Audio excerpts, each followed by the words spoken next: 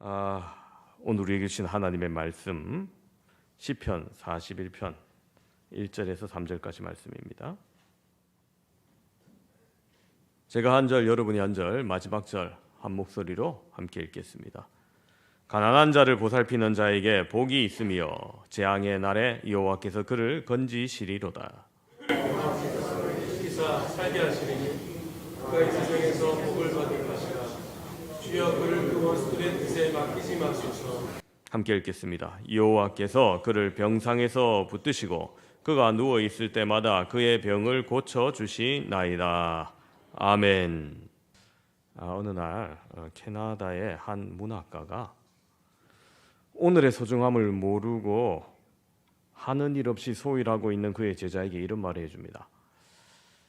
우리의 짧은 인생은 참 이상하게 뭔가 보람있고 의미 있는 일을 해라라고 하면은 어린아이는 좀 커서 한다 말하고 좀 큰 아이는 성인 되면 얘기한다고, 성인이 돼서 얘기하면은 이건 결혼해서 얘기한다고,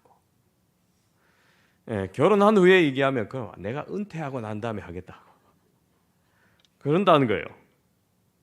근데 여러분, 그가 걸어온 길을 그렇게 뒤돌아보면은 거기에는 찬바람이 불고 있을 뿐이고 모든 것이 이미 지나가 버리고 말았습니다. 사람들 그제서야 뒤늦게 깨닫게 되죠. 인생을 그냥 보냈구나. 그래서 여러분, 우리가 현재 살고 있는 그 가운데 인생이 있다는 사실을 하나님이 오늘이라는 값진 선물을 우리에게 주셨음을 여러분 기억해야 되는 겁니다. 그렇습니다. 다음에 값지게 살자, 내일 값지게 살자, 이것보다 여러분 오늘을 값지게 살아야 됩니다. 그런데 우리는 그 귀한 값어치를 모르고 그 선물의 포장지도 뜯어보지 않은 채 내동댕이 치면서 다음에 내일에 더 큰 선물을 주실 거야, 그런 헛된 기대로 오늘을 혹 흘려보내고 있지는 않습니까? 늘 변화하지 않는 삶이란 나태라는 그 달콤하게 길들여지고 삶의 의미가 축소되기 마련입니다. 삶의 편안함이 우리에게 주는 것 그 이상으로 삶의 고단함과 어려움 또한 우리에게 많은 것을 느끼고 깨닫게 해줍니다. 오늘 본문 시편 41편은 다윗의 시라 기록되어 있죠. 그리고 우리가 읽은 부분 1절에서 3절까지는 복이 있는 자가 어떤 자인지 말해주고 있습니다. 1절 시작에 가난한 자라고 시작을 합니다. 예전 성경에는 빈약한 자라고 이렇게 번역되어 있었어요. 비슷한 의미이긴 한데 정확하게 매치되진 않죠. 이럴 땐 원어적 의미를 생각해 봐야 됩니다. 그래서 히브리어로 이게 무슨 뜻인가? 1차적으로는 뭐가 매달려 있는 것, 흔들리는 물건, 매달려 있으면서 흔들리는 물건을 말합니다. 이를테면 시계추라든지 나뭇가지 같은 것들입니다. 그럼 궁극적인 뜻은 뭐냐? 여러분, 사람은 누구나 쉽게 흔들 수 있습니다. 흔들면 쉽게 흔들립니다. 사람에게 적용될 때는 이 단어가 연약한, 가냘픈, 힘없는 이런 뜻이 됩니다. 그래서 결국 이 단어는 사람과 합쳐져서 빈곤이나 질병으로 인해서 바짝 마르거나 도움받을 곳이 없는 열등한 환경에 처해서 이음의 도움이 절실히 필요한 사람을 가리키는 겁니다. 우리가 사는 세상에 힘 있는 사람, 부자도 많이 있지만 가난한 사람, 도움의 손길이 필요한 사람도 많습니다. 이러한 사람을 학대하거나 무관심하게 살아가는 사람들도 있으나 또 도움이 필요한 사람을 보살피며 사는 아름답고 향기로운 사람들도 있죠. 흔들리는 가난한 자를 보살필 때 하나님께서 오늘 복을 주신다고 하시는데, 그러면 구체적으로 어떤 복을 주신다고 말씀하실까요? 이 시간 말씀을 함께 살펴보면서 그 복을 받으시는 여러분 되시기를 바랍니다. 첫 번째로 가난한 자를 보살필 때 재앙에서 건져주신다 말씀하십니다. 오늘 본문 1절을 보시면 가난한 자를 보살피는 자에게 복이 있으며 재앙의 날에 여호와께서 그를 건지시리로다, 그렇게 말합니다. 그렇습니다. 여러분, 가난한 자를 보살피는 자는, 그렇게 사는 자는 재앙의 날 여호와께서 그를 재앙에서 건지신다고 하십니다. 여러분, 보살핀다는 것은 가난한 자를 동정의 눈을 가지고 보거나 의로운 지혜를 가지고 가난한 자를 의롭게 대하는 겁니다. 무시하거나 무관심하거나 냉정한 마음이 아닌 따뜻한 마음을 가지고 돌아보는 겁니다. 요즘 참 세상 살아가기 참 힘들지 않습니까? 그죠? 건강하고 정상적인 조건 가운데에서 살아가는 것도 좀 힘듭니다. 그런데 그래서 그런지 모르겠습니다만 겉보기에 멀쩡해 보이고 괜찮아 보이는데 아무 문제 없어 보이는데 유명인들도 뭐 정치인, 기업인, 아나운서, 가수, 학생들까지도 마음속으로 간절한 도움을 바라다가 결국 극단적인 선택을 하는 것도 우리가 종종 소식에 접합니다. 그러니 몸에 질병이 있거나 가난하게 되면 세상에 존재하는 것조차 너무나 힘든 겁니다. 흔들릴 수밖에 없는 마음입니다. 우리가 사는 세상은 이뿐 아니라 뭐 상상할 수 없는 여러 가지 재앙도 존재하죠. 여러분 우리나라에 잘 없지만 올해만 하더라도 해외에서 너무나 많은 자연재해가 있었습니다. 올해 1월부터 일본에서 노토 반도의 지진으로 360명이 다치고 뭐 수천 명이 다쳤죠. 4월에는 대만의 화련현 지진으로 16명이 사망하고 거기에 그 반도체 유명한 산업체 있지 않습니까? 세계에서 사람 죽은 것보다 반도체 산업에 차질이 있을까 촉각을 곤두세우기도 했었던 이야기가 떠올립니다. 또 5월부터 미국의 토네이도로 뭐 2,000명이 살고 있던 마을이 완전히 뭐 건물 하나 남아 있지 않은 쑥대밭이 됐던 것을 보이고요. 아이슬란드에서는 이번 주에도 화산이 폭발했는데 벌써 7번째 화산이라고 합니다. 그렇습니다. 올여름 또 얼마나 더웠습니까? 근데 여러분 우리가 아무리 더워도 40도 근처까지 가는데 40도 넘는 것이 지구촌 곳곳에 있었죠. 수십 명이 폭염으로 목숨을 앓았습니다. 여러분 이러한 자연재해뿐만 아니라 전쟁도 그치지 않고 있습니다. 이스라엘, 우크라이나, 미얀마 등 내전이나 다른 무력 단체와 하고 있는 테러와의 전쟁들은 지금도 수많은 사람의 목숨을 잃고 있습니다. 여러분 이런 재앙 속에서 누가 살아남을 수 있습니까? 나에게 재앙이 지금까지 없던 것은 하나님의 은혜인 줄로 믿으시기 바랍니다. 그런데 오늘 말씀은 가난한 자를 보살피면 재앙의 날에 건져주신다 말씀합니다. 여러분 인간에게 있어서 최고의 재앙은 하나님의 심판일 겁니다. 지옥불에 떨어져서 잠깐 고통당하는 것이 아니라 영원한 고통을 당하는 것 최고의 불행이죠. 인간이 살아가면서도 많은 불행을 당한다 해도 여러분 우리에게 주어진 시간에서 되도록 불평하지 말아야 됩니다. 불평하는 것은 삶의 전략이 될 수 없습니다. 우리 모두 한정된 시간과 에너지를 가지고 있습니다. 우리가 그런데 불평하는데 쓰는 아주 약간의 시간도 우리의 삶의 목표를 달성하는 데는 별 득이 되지 못합니다. 불평하는 데 시간을 쓰기 시작하면 모든 것이 불평의 대상으로 바뀝니다. 자기 입술에 불평과 불만을 담기 시작하면 자기의 삶도 결국 불평과 불만으로 채워지게 됩니다. 그러니 여러분 내 입술에 불평을 줄이고 내 삶의 불만을 계속 줄여나가면서 감사로 그 자리를 채운다면 여러분 오늘 우리는 더욱 값진 시간을 보낼 것이며 우리의 인생은 더욱더 값지게 될 것입니다. 불평, 불만, 거짓과 악독을 다 버리고 감사하고 자족하여서 여러분 돌아볼 수 있는 여유, 더 어렵고 가난한 자를 살펴봅시다. 그리할 때 하나님께서 재앙에서 반드시 건져주십니다. 모든 재앙이 여러분을 피해서 도망가서 재앙에서 건짐을 받는 성도 되시기를 축원합니다. 두 번째로 가난한 자를 보살필 때 어떤 복을 받느냐? 세상에서 복을 주신다 말씀하십니다. 여러분 지난달 캄보디아 선교를 위해 바자회에 여러분 많이 참석해 주시고 또 적극 동참해 주셨는데 여러분 혹시 그날 집에 가다가 갑자기 금덩이 줍고 복권 당첨되신 분이 있습니까? 아무도 없죠. 있으면 손 한번 들어보시기 바랍니다. 예. 뭐 갑자기 그날 이후로부터 장사가 뭐 2배, 3배 잘 되고 집에 잊었던 동뭉치가 발견되고 뭐 그런 일이 잘 일어나지 않습니다. 그래도 아마 여러분 마음속에 대부분은 보람 있고 즐거우셨겠지만 혹시 어떤 분은 뭐 좋은 일하고 선행하고 보람 있는 일을 해도 뭐 당장 달라지는 건 없네. 라고 생각하실 수도 있습니다. 당장 눈앞에 복이 없는 것처럼 보일 수도 있습니다. 그러나 삶을 좀 거시적으로 그런 시각을 가지고 보고 복의 유무를 판단해야 됩니다.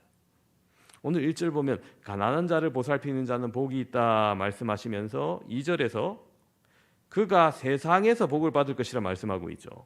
2절 말씀 보시면 여호와께서 그를 지키사 살게 하시리니 그가 이 세상에서 복을 받을 것이라. 주여 그를 그 원수의 뜻에 맡기지 마소서. 그렇습니다. 즉 가난한 자를 보살피는 자는 천국에서뿐만 아니라 분명 이 세상에서 복을 받는다는 겁니다. 여러분 이 말씀은 당연히 하나님의 백성들에게 선행의 동기를 유발시킵니다. 아 내가 그렇게 살아야지. 심은 대로 거두는 거죠. 갈라디아서 6장 7절 후반절 말씀도 이렇게 말합니다. 사람이 무엇으로 심든지 그대로 거두리라. 이런 심은 대로 거두는 법칙에 의하면 당연히 가난한 자보다 가난한 자를 돕는 사람이 복을 더 많이 받아야 될 겁니다. 그러나 세상에서는 오히려 가난한 자를 돕는 사람이 그렇지 않은 사람과 비교해서 볼 때 별 이득이 없거나 혹은 오히려 손해를 보는 경우도 비일비재하죠. 물론 이러한 것들은 부조리한 현실이며 이러한 현실 가운데 낙심하기도 하고 신앙적 회의를 느끼기도 합니다. 하나님의 공의에 대해서 의심을 품기도 하고 하나님의 말씀이 참인가? 진실이 맞나? 하는 괜한 회의에 빠지기도 합니다. 특별히 진짜 나쁜 놈이라 생각하는 사람, 멸망당한 마땅한 악인이 복받을 때 그 광경을 바라보면 마음이 시족할 수도 있죠. 귀신은 안 잡아가나 저런 거 하다가 오히려 복을 받는 걸 보면. 그럼에도 여러분 우리의 인생을 거시적으로 바라볼 때 이 말씀은 분명한 진리임을 확신할 수 있습니다. 왜냐하면 여러분 성경에 나오는 대부분의 믿음의 사람들, 오늘 말씀을 기록한 다윗뿐만 아니라 모세, 노아, 여호수아 등 대부분의 성경 인물들이 그 시대의 어려움을 당했고 힘듦을 겪었습니다. 그렇다고 지속적으로 고통을 당하지는 않았기 때문입니다. 결국에는 하나님이 복을 내려주셨습니다. 따라서 하나님의 백성된 우리는 선을 행하되 당장의 어려움으로 인해서 낙심하거나 쉽게 포기하는 일이 없도록 해야 됩니다. 갈라디아서 6장 9절에 이렇게 말합니다. 우리가 선을 행하되 낙심하지 말지니 포기하지 아니하면 때가 이를 때 거두리라. 그렇습니다. 하나님은 때가 되면 반드시 그 열매를 거두게 하시는 겁니다. 경건하게 살면 이 땅에서도 하나님께서 복을 주시고 보상해 주신다는 거예요. 가난한 자를 보살피면 이 세상에서 복을 주신다고 약속하셨습니다. 하나님께서 행복과 번영을 보장해 주십니다. 오늘 본문 2절 마지막 부분에서 다윗이 이렇게 기도해요. 원수의 뜻에 맡기지 마소서. 그렇습니다. 여러분 원수는 경건한 성도를 항상 망하게 하려고 합니다. 한마디로 영적 싸움이 있습니다. 여러분 욥이 고통스럽게 한 것도 여러분 욥뿐만 아니라 욥을 바라보고 있는 사람들의 믿음을 빼앗으려 하는 영적 싸움이에요. 아유 경건한 자가 저렇게 망하는데 어디 하나님이 있느냐? 전도를 선교를 방해하려는 거죠. 세상이 마귀의 뜻대로 되면 안 됩니다. 경건한 사람들이 잘 되는 것이 하나님의 뜻입니다. 그러나 경건한 사람들이 망하는 것은 사단의 뜻입니다. 하나님은 사단의 뜻을 꺾으시고 가난한 자를 보살피시고 경건한 자들에게 복을 받도록 그 뜻을 이루시는 겁니다. 그러므로 여러분 일시적인 것이 전부가 아님을 깨달아야 됩니다. 우리가 눈으로 보는 것도 그게 전부가 아니에요.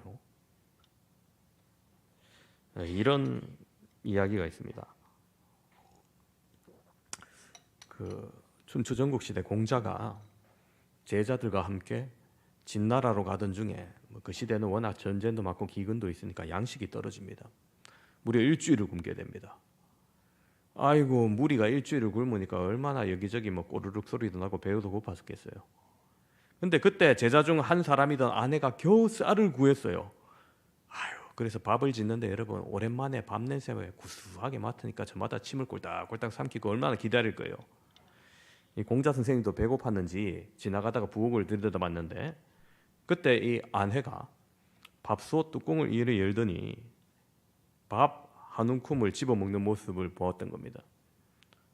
여러분 지금이야 어떤 생각이 듭니까? 아유 뭐 요리하다가 잘 되었나 맛볼 수도 있지 뭐 이런 생각도 할 수 있지만은 이때 당시 예를 중요시 여기던 시대 또 예를 가르치던 공자의 가르침에 야 스승과 다른 동료를 놔두고 혼자 먼저 밥 먹는다 이거 좀 괘씸하게 보이는 거죠.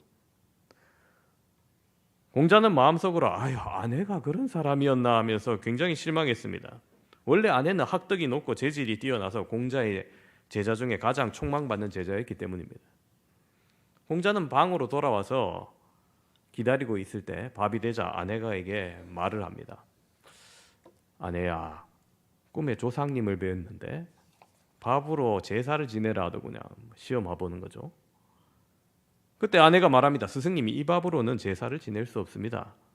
제가 뚜껑을 여는 순간에 천장에서 흙덩이가 떨어졌습니다. 그래서 더러워진 부분을 제가 먼저 먹었습니다. 이런. 순간 공자는 내가 아내를 오해했구나 깨달으면서 제자들에게 말합니다. 내 머리도 내 눈도 전부를 볼 수는 없구나. 너희도 보고 들은 거 전부라고 생각하지 마라.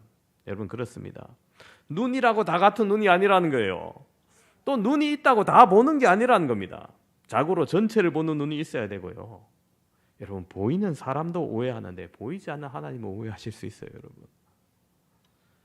이제 하나님께서 여러분에게 주신 복을 한번 세어보시기 바랍니다. 감사하시기 바랍니다. 감사하면 복이 더 크게 보입니다. 그리고 복이 더 임하게 됩니다. 하나님의 복을 복으로 아는 것 이게 믿음인 거예요.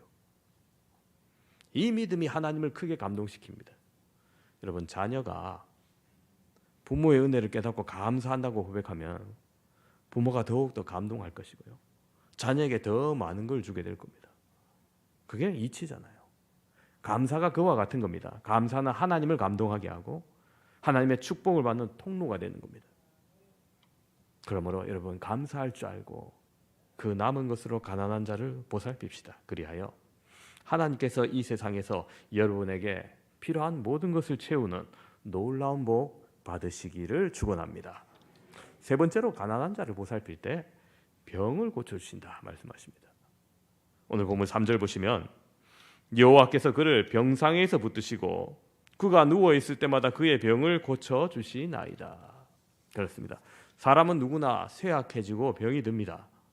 다윗 또한 오늘 시편뿐만 아니라 다른 시편에서도 그가 중병에 들렸던 적이 있음을 발견할 수 있습니다. 그러나 하나님이 그 병을 견뎌낼 수 있도록 병을 고쳐주십니다. 그렇게 하나님께서 가난한 자를 돌보는 자는 병상에서 붙드시고 병을 고쳐주십니다. 선한 일을 계속할 수 있도록 하나님이 책임져 주시는 겁니다. 요양병원에서 조직폭력배 두목이었던 분을 봤습니다. 병들어서 늙고 병들어서 요양을 하는데 누구 하나 찾아오지 않더라는 거예요. 힘이 있을 때는 모두가 목숨까지 바쳐서 충성할 것 같았었는데 이제는 건강을 잃고 재기할 수 없으니까 아무도 찾아오지 않고 모두가 외면해 버리더라는 겁니다. 그러나 여러분 하나님은 하나님을 믿고 선한 일을 하다가 병들면 외면하지 않으십니다. 붙들어 주시고 병을 고쳐 주십니다. 하나님께 기도하면 건강을 주십니다. 건강한 것 자체보다 더 중요한 것은 여러분 이 건강의 목적이죠. 우리의 시간의 목적입니다. 건강해서 뭘 할 거냐는 거예요. 건강해서 남을 때리라고 싸우고 상처 준다고 한다면 여러분 하나님은 오히려 건강을 빼앗아 갈 겁니다. 경건하게 살고 구제하기 위해서 선교하기 위해서 하나님 건강 달라고 기도하면 하나님께서 응답해 주실 것입니다. 구하지 않은 은혜까지 아마 덤으로 더 주실 거예요. 여러분 병이 들었습니까? 하나님께 고쳐달라고 기도하시기 바랍니다. 몸이 건강합니까? 계속해서 건강하여서 선한 일을 할 수 있도록 선한 일에 사용되도록 더욱 뜨겁게 기도하시기 바랍니다. 이것이 지혜이고 믿음입니다. 믿음 있는 성도는 언제나 어떠한 상황에서도 기도할 뿐입니다. 사단은 기도하는 사람을 당할 수 없습니다. 기도 안 하고 교만한 사람은 한순간에 넘어갑니다. 기도하는 사람은 모든 면에 있어서 다릅니다. 언어와 얼굴과 그의 삶이 다른 겁니다. 이런 얘기가 있어요. 일하기 싫어하는 한 청년이 있습니다. 요즘 많죠. 일하기 싫어하는 청년. 어느 날 사탄이 찾아와서 내기를 제안합니다. 눈앞에 10개의 잔에 음료가 담겨 있는 거예요. 나머지는 다 맛있는 음료인데 하나는 독이 들어있답니다. 하나를 택해서 쭉 마시면은 많은 돈을 주겠다는 거예요. 처음에는 주저합니다. 마시자 말자, 이게 독 마시면 어떡하지? 근데 많은 돈의 유혹에 끌려 결국 내기에 응합니다. 자, 첫 번째 잔을 딱 집어들고 싹 마셨는데, 벌컥벌컥 마셨는데 다행히 독을 안 습했어요. 청년은 돈을 많이 받았습니다. 아싸 하면서 기뻐할 줄 몰라서, 어쩔 줄 몰라서 돌아가는 청년에게 사단이 말합니다. 언제라도 내기를 하고 싶으면 다시 오라고. 청년이 갑자기 주어진 많은 돈을 가지고 세상에서 쾌락을 위해서 마음껏 즐기고 씁니다. 그러나 얼마 가지 않아서 그 돈을 또 다 탕진합니다. 그때 머릿속에 사단이 제안했던 말이 떠오릅니다. 그래서 다시 남겨져 있는 사탄에게 갑니다. 9잔 남아 있습니다. 그 중에 또 하나 선택하려고 합니다. 이번에도 독이 아닌 음료수를 마셨습니다. 역시 많은 돈을 벌었습니다. 청년은 다시 그 돈을 가지고 쾌락을 즐겼습니다. 그래서 이 청년이 돈이 떨어질 때마다 위험을 무릅쓰고 사탄을 찾아왔고 내기에서 곧잘 이겼습니다. 어느덧 나이가 든 청년은 백발이 성성한 노인이 되었습니다.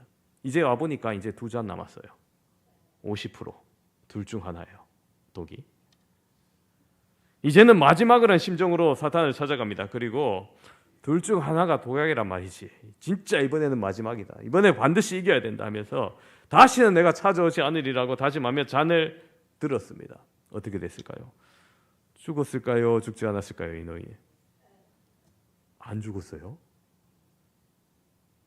진짜 기뻤겠죠. 와, 2개 중 하나는 이것을 아싸 하면서 막 의기양양한 모습으로 미소를 띠고 막 포효를 하고 사단을 향해서 내가 이겼다면서 막 미소를 짓고 있는데, 사단이 오히려 그를 보고 미소를 짓고 얘기합니다.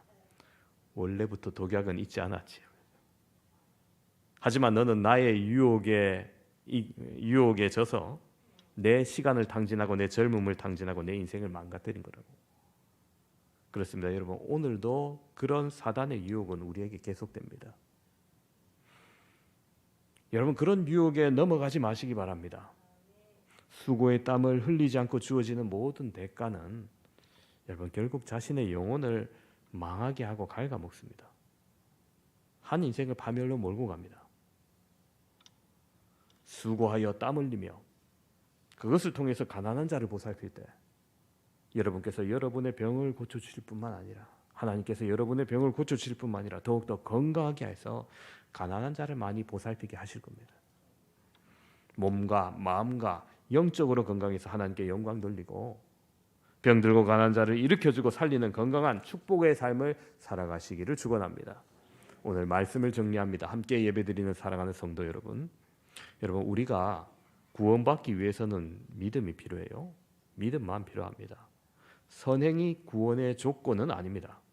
그러나 여러분, 구원받은 성도는 하나님이 기뻐하시는 행위를 하는 것이 마땅합니다.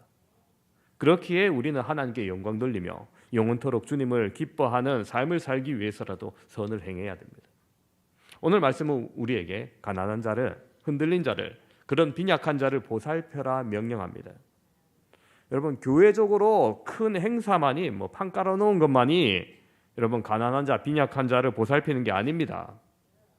주변을 돌아보아 작은 것부터 해가시면 됩니다. 개개인이 스스로 하시면 돼요. 많은 버스 안에 승객들로 가득할 때 갑자기 아이의 울음소리가 들립니다. 아이가 울 수 있죠, 그죠? 근데 한 정거장 지나고 두 정거장 지나고 세 정거장 지날 때까지 계속 애가 우니까 승객들이 슬슬 짜증이 나기 시작합니다. 아줌마 애 좀 달래봐요. 아줌마 전세 냈어요 하면서 막 여기저기서 궁시렁거려요. 그때 버스 기사가 차를 잠깐 세우더니 내립니다. 그리고 이내 막대사탕 하나를 사들고 와서 아이에게 전달합니다. 여러분, 아이가 막대사탕 먹으면서 울 수 있을 것 같아요? 못 울어요. 예, 입이 하나기 때문에 그거 먹느라고 정신이 없습니다. 어느새 버스가 고요해집니다. 사람들의 입가에 웃음이 피어나기 시작합니다. 다음 정류장에서 내리기 전에 아이 엄마가 버스 기사한테 손짓으로만 고맙다고 인사를 남기고 떠납니다. 사실 아이 엄마는 듣지도 말하지도 못하는 청각 장애인이었던 겁니다. 여러분, 우리가 주변을 조금만 더 배려할 때 이처럼 세상은 더욱더 따뜻해지는 겁니다. 우리가 해마다 성탄절이 되면 성남동 주변에 가난한 이웃들을 위해서 생필품을 동사무소를 통해서 전달했습니다. 뭐 그리 많지 않지만 매년 30박스씩 우리의 온기를 전달했던 거죠. 어떤 분은 생각할지 모릅니다. 그거 해봐야 별 소용없던데. 저한테 또 묻는 분도 있어요. 목사님 뭐 감사하다고 연락 온 적이 있습니까? 저도 한 2번 정도 받았어요. 연락 온 적. 예. 뭐 그렇다 하더라도 찾아오는 사람도 없고 뭐 별 소용없네, 그렇게 생각하실지 모릅니다. 그러나 여러분, 우리가 그러한 선행을 하는 것은 뭐 그분들에게 무언가를 돌려받기 위해서가 아닙니다. 하나님께서 명하신 일이고 기뻐하시는 일이기 때문입니다. 또한 오늘 말씀처럼 결국 가난한 자를 보살피는 자에게 하나님께서 갚아주시기 때문입니다. 선행을 내일로 미루지 맙시다. 사랑하는 성도 여러분, 짧고 빠른 인생입니다.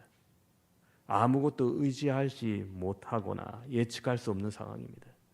하나님을 잘 믿고 가난한 자를 보살펴 주시기 바랍니다. 그리할 때 하나님 오늘 복을 주신다고 약속하셨습니다. 어떠한 복이었습니까? 첫째로 하나님께 수많은 인생의 재앙 가운데서 건져주시고, 두 번째로 영생의 복뿐만 아니라 이 세상에서 복을 주시고, 세 번째로 병을 고쳐주신다 약속하셨습니다. 여러분, 이러한 복을 통해서 하나님 앞에 더욱더 존귀하게 쓰임받는 건강한 성도 여러분 되시기를 주님의 이름으로 축원합니다.